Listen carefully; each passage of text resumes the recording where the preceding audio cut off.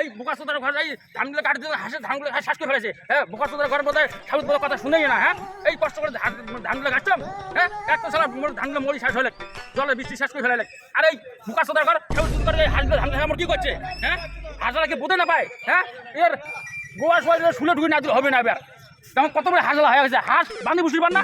হ্যাঁ এই হ্যাঁ বোকা তোর কাক করলো রে মোর হাত তাড়ারে ভাই তোর বাদ ছিল তোর দায়িত্ব পালন তোর মাক ডাং হাঁসগুলো বান্ধি বুঝতে পার না? হাত বাদ কেমন তাহলে ধানগুলো খেয়ে কি করছে?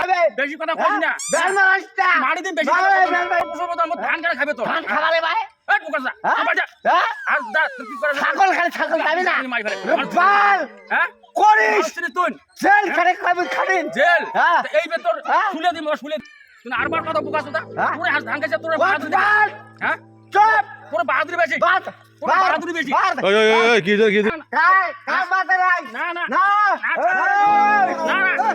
না ছাড় দিবেন না মুইতে আরে মোর হাত একটা ধান খাইতে না কি ভালো ধান খাইছে কি হয়েছে এই ধান লেখা কিছু দেখো তো